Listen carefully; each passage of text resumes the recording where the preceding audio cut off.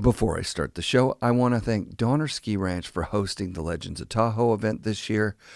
Donner's going to stay open until you guys stop going. And by the way, if you bring a season's pass from any other mountain from now to the end of the season, they'll give you a $25 lift ticket for the day.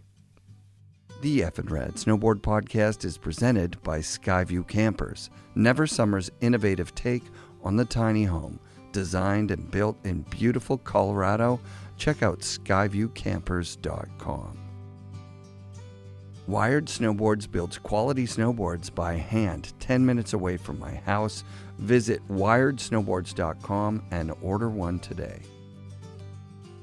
Fixed bindings are easy to adjust, long-lasting, high-performance bindings built to have less impact on the environment. Check out fixedbindingco.com. Rip Curl outerwear, strength, durability, and performance. Designed to search further in the snow, head to ripcurl.com and check out the Anti-Series jacket. I can't wait to rock this thing. New Greens, 100% organic, vibrant green juice. Buy yourself some at newgreens.com and use code FNRad at checkout for 20% off. The Boardroom Snowboard Shop, best selection, best prices, Vancouver's premier snowboard shop. The Boardroom ships to anywhere in North America, so go to boardroomshop.com or visit their stores in Vancouver and North Van. Support also comes from Mount Seymour, Grouse Mountain, Cypress Mountain, the Pro Standard GoPro accessories, and our friends at 1910. You can use code FNRad at checkout for 20% off at 1910.com. The Haven's a center for transformational learning located on beautiful Gabriola Island. Plan a visit at haven.ca and use code FNRad at checkout to save 10% off their Come Alive program. As Season 9 of FNRad draws to a close, I'm bringing you a few mini interviews from the Legends of Tahoe event at Donner Ski Ranch. This week's guest is Tom Hsieh. From 1985 to 1991, Tom Hsieh published the very first snowboard magazine. It was called Absolutely Radical and eventually became International Snowboard Magazine. If you've ever wondered why, you're just about to find out. Tom's vision for snowboarding drove the progression back in the 80s, and his love for snowboarding continues to this day. I was surprised and so stoked to get to ride with him at Donner. This is one of my favorite interviews I've ever done, so please sit back and enjoy this interview with Tom Hsieh. You know, I mean, look, I'm a child of Thrasher magazine. Sick. That was our Bible. Totally. I grew up in San Francisco skating. I skied in Tahoe most of my life, and I came up to really ride at the Second World Snowboard Championships. I just got into snowboarding that winter. Soda Springs.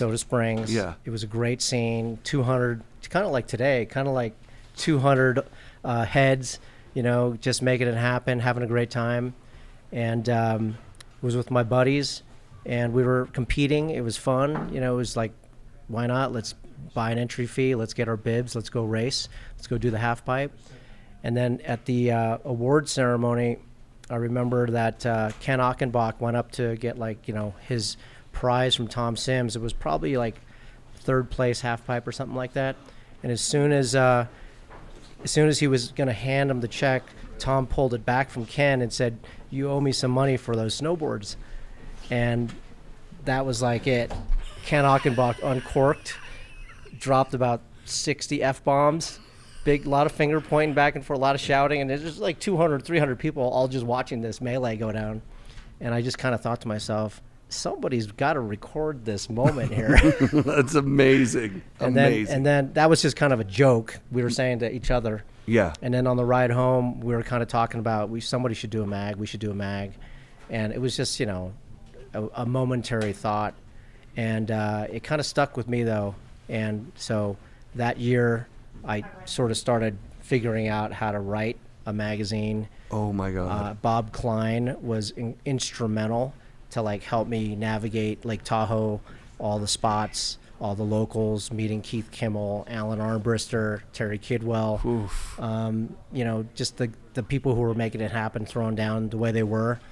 You know, took me to the Tahoe City dump, you know, which was, you know, walking distance from here. Yeah. Unbelievable. watching Arnbrister throwing big old, you know, methods and, you know, two-handed hand plants, and, you know, Terry Kidwell was just launching errors off this kicker, this one-hit kicker.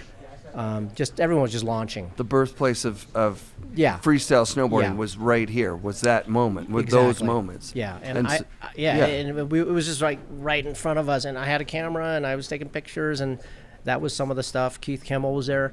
That was some of the stuff that made it into the first issue. Thank you. Yeah. Oh wow, sick. I know, I saw that. That's so That's funny. amazing. So, was it Absolutely Radical first? Was Yeah, that, the first yeah. edition was called Absolutely Radical Snowboard Magazine. Yeah. You know, kind of like a mouthful, but that's kind of how I felt about snowboarding back in the day. Sure. You know, that's how we were all pretty Yeah, that's stoked. what this is. Fucking rad. It's Exactly. like- I mean, you yeah. know, there were hard to put words into what we were feeling back then. And I put the first edition out, and I remember giving it out at the World Snowboard Championship. I'd driven up from San Francisco with freshly printed magazines. I had about 500 of them in my car. Were you nervous or were you excited? You know, I was really excited, but yeah, I was wondering, like, I didn't really know like what the reception would be, because Of course. you know, I'm some kid from the city, right? Yeah. I'm not a pro snowboarder. I've met these people, and they're all stoked that I'm doing it. Cool. And I love it, right? I love snowboarding. And it turned out to be just handing it out like a newspaper boy, just like, you know, who wants one, right? Yeah. As soon as I landed. And all of a sudden, it got really quiet in front of the lodge. And I just looked around for a minute, and there was about 100 people just sitting there reading. Sick. Of course. Not saying anything. Yeah. Yeah. Reading and flipping and turning and, you know, going, you know, pointing, and suddenly there was more noise, and the next thing I know, Jake Burton Carpenter walked up to me, and he had a copy of it, and he said, I want to buy the back cover of that. And I had given him a chance to get the back cover, but he never returned my phone call. Oh wow.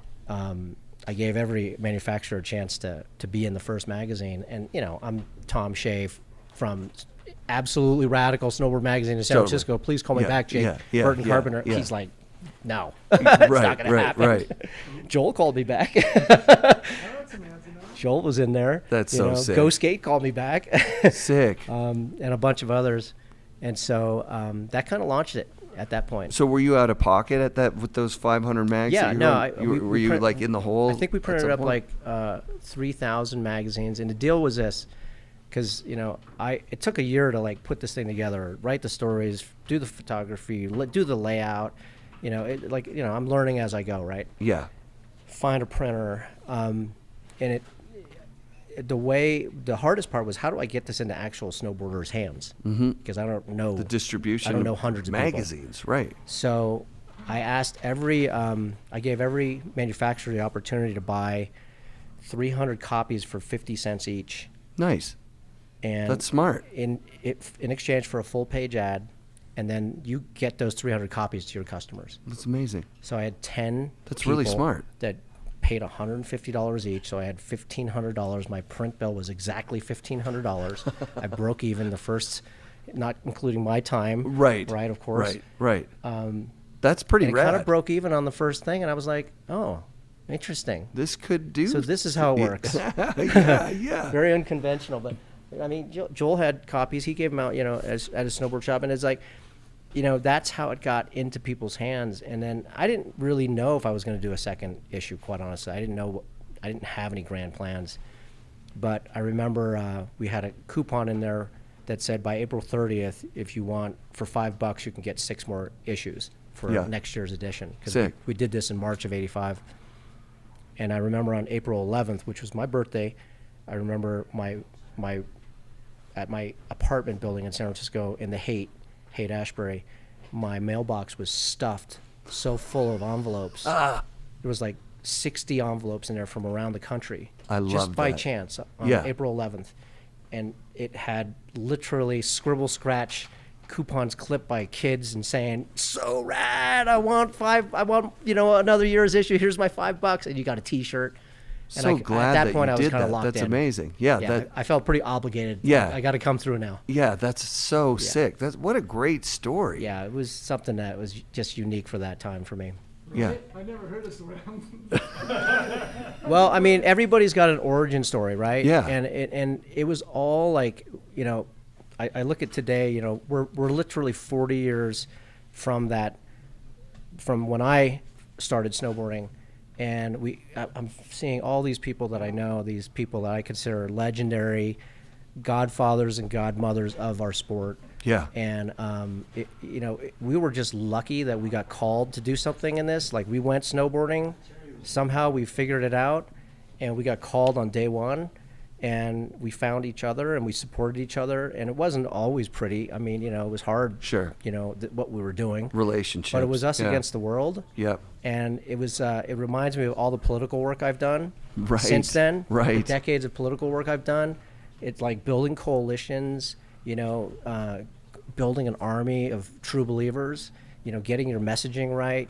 You know, you're trying to change something that didn't exist before. Yeah. And you're up against a ski industry, a patriarchal ski industry that hates you. Hates you. Hates Unbelievable. Yeah. Except for people like Norm Saylor at Donner Ski Ranch and a couple of others that You're finding these pockets Yeah, where you're accepted. Exactly. Baker, the Howitts up at Baker. Exactly. Yeah. They loved yeah, us, right? Yeah. And it was like so unusual to have that. But the addiction is there too. We've talked about it a lot on Mike about you go snowboarding, and that is it. Now you just want to go snowboarding. It's it. And I saw you shredding yesterday, and I was blown away. I don't know why I thought that you were maybe like a nerd that made a I am a nerd. magazine. No, but That you did a magazine. rip, dude. You rip. Like watching you shred yesterday, I was like, this is dope. Yeah. Meet your heroes. Meet the guys that did this thing, because they're fucking awesome. Yeah. And the thing that makes it awesome is that riding these boards on these mountains is better than any drug I've ever tried, anything that I've ever done. It's like the best thing you can fucking do. It is what we call the pure stoke. And Yeah. I just got it this weekend. I had the chance to run into Evan Feen at the lift line yesterday at 9 o'clock in the morning. He looked really hard at me, and he knew exactly who I was. And I looked at him, and he goes, "Tom, I haven't seen Evan in 30 years." And he goes, I said, "Yeah." And he says, "Evan." And I'm like, "Oh my God, dude. You know, last week I was showing my 19-year-old son like the first copies of the magazine. He's kind of interested in like what I did back then. And I was looking at an article in a first or second magazine with Evan Feen in it. And a week ago, I was thinking about Evan Feen. I was like, I wonder what's bro up to? I haven't seen that guy in so long. We had so many good days on the mountain, such really great adventures. And freaking, I just manifested right in front of me yesterday, and we went riding. It was amazing. Yes. And Evan's still charging. Charging. Yeah. Yeah. Like one of the greats. Yeah. One of the greats. Just a pure-hearted person. Well, you're a part of the first generation of snowboarding that, unfortunately, in some ways, snowboarding was progressing so much year to year to year that by the time I got into it in '88, it's embarrassing to say I didn't really understand what Terry Kidwell's legacy was, and I didn't care. Yeah. I was like Craig and Sean, and then the next generation is always looking forward. But as soon as we look back, Chuck Barfoot, Tom Sims, yourself, these legends, that era, I'm jealous. You guys had powder days weeks after it snowed. Yeah. It's fun to have the fight up against, why can't we buy a lift ticket? Why can't we make you money? What do you think we're going to do here? And then, going and riding places where it's accepted, and seeing pockets of, a Sean Farmer, a Steve Link, like shredding for shredding's sake. And I think that's what the perspective that time gives us. It's like we haven't been old enough yet to want to look back. It's been so new and so different, and every year there's something, a trick that happens, or somebody goes bigger, or a technological advance happens, and it's sort of like that's the way the sport was created. It was just what's next. We hardly looked back. And now finally people are starting to look back, and there's a whole history and a library, fortunately. Yeah, one of my favorite things about looking back is this event and the absolute, here's where the rubber meets the road. Yeah. If you wanted to know what boards are better, Burton or Sims in this era, pre-1990, Yeah. you don't see a lot. Oh, I saw one Elite, and the guy was ripping it. Yeah. But these Sims boards they still rip, Yeah. and they're designed to ride this stuff. Yeah. And Sims was just kicking ass at that Well, point. he's a California, Yeah. born and bred. Yeah. I mean, I remember, I would get calls from Jake in the middle of the night, and he's Jake. I mean, he's the leader of our industry. Yeah. And he would really give me a hard time. He would obviously had read the last edition of the magazine, and he'd say, "Tom, there's way too many people in the air." And and he was, Thank you for sharing well, that. I mean, Right. he's conscious about Yeah. like growing the sport from this like very Yeah. big global perspective of Totally. like mountain managers. He's the one who even told me that no mountain manager wants anything absolutely radical on the mountain. That's amazing. And I kind of What a quote. I changed the name of the magazine to International Snowboard Magazine the next issue because I was like, okay, I'm going to get with the program. Yeah. Jake's been doing this a long time. Yeah. Way longer than I have. And I want to be part of this revolution. Mm-hmm. And I don't want to screw it up either, right? Because it was a balance of let's do us right, as best we can. Yeah. But let's also show them that we can be reasonable Yes. patrons, Totally. responsible individuals, A market. and We a are real market. We are to, a market. to grow this so Right. more people can enjoy this joy that we have. Yeah. And really I felt like that's what we were all in it for. Thank you for doing what you did, dude. Hey man, Thank it was a pleasure. Thank you for starting this thing on this path. How hard was it to do the last issue, or were you just blown out and you're like, I'm done? Well, it's kind of a story where it was a really deep recession in the country. Snowboarding was going down, the magazine industry was going down. It was just, running a small business, and I'm looking at Joel Gomez right here, is not easy. It's a challenge every single day, and you have to really be brave to do something like this. Yeah. And after doing it for 8 or 9 years, it was just too much of a struggle. And I really did want to sort of go to something new. Yeah. And so the last issue wasn't even planned. It was sort of like there just wasn't a subsequent issue. Wow. And so there wasn't, even when we did the last issue, there was no plan to shut down ISM or not go forward. But the economics, they don't lie, and so, you got to compensate your people well. Yeah. That was getting tougher. Yeah. And the competition, quite honestly, the publications that were well-funded and investing deeply into the sport, Yeah. much more so than an individual like Tom Hsieh could, I mean, they were strong competitors. They came in and scooped. And They we had did a scoop. we had a great advantage early on, Yeah. as you think we would, being early in. Yeah. But ultimately, if you look around, who's actually prevailed, you gotta have some resources, or just be an extremely good business person. There are no magazines left. The rest, the people that are here now, Yeah. it's passion and Yeah. it's blood from a stone. Yeah, and well, it's like what you're doing. yeah, I mean, yeah. you're following your passion. Yeah, I can this see is that. passion. I love it. I And love it. you're a storyteller now. This is now going to be part of the record Right, for right. snowboarding. Well, that's the in reason I 50 even to 100 asked. I'm years. like, I've never thought about the last episode of this. In the first 3 years, I was like, every episode was the last one. Yeah. I was like, wow, that was so much work. Yeah, yeah. I don't need to do this anymore. Yeah, exactly. And then when they offered me money to do it, I was Right. like, I don't think I should take the money because then I can't stop because I'm going to get stuck on needing that money. Yeah. And now here I am 9 years later. I quit my job and Yeah. this is what I'm doing. I mean- because I love it. Yeah. But I've been able to keep it wicked small, like you said. Yeah. Working with more people, and then it expands Yeah. because you've got a lot of work to do. Yeah. I have to just keep it tight. You're living the dream, brother. Yeah. Yeah. And you know what I would do? I would do this for free if that was what it came down Right to. on, right on, because, yeah. Because look at where I am. Yeah. Look at what we did yesterday. That dozen people Oh. that were ripping that chair yesterday. What a day yesterday. That you I couldn't mean- pay. You couldn't put a price on No. riding in that group. No. You couldn't. You know, like that's Yeah. the maturity of our sport now Yeah. is such that Yeah. you could pay to go ride with Shaun White for a day. Of, Yeah. I don't know, 20 grand or whatever Yeah. the fuck it is. Yeah. You could. That's That was priceless. priceless. That was priceless. If you were Yeah. to auction that off somewhere and say, "This is you're gonna Yeah. have Donner Ski Ranch for 4 hours with some of the greatest legends, Untracked. untracked, Come on. and that would auction for Yeah. I don't know how much. It's priceless. It's just priceless. priceless, It isn't yeah. something that you can put a Yeah. money value on.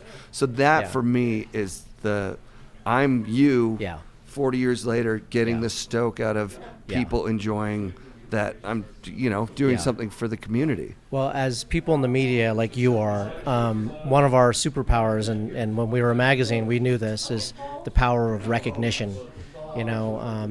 Jay Quinlan, I rode with him this morning. Smoking Jay, and he was just telling me that when he got that feature in ISM, it just blew his whole world up. And I hear these stories, and it's wonderful that people felt that way.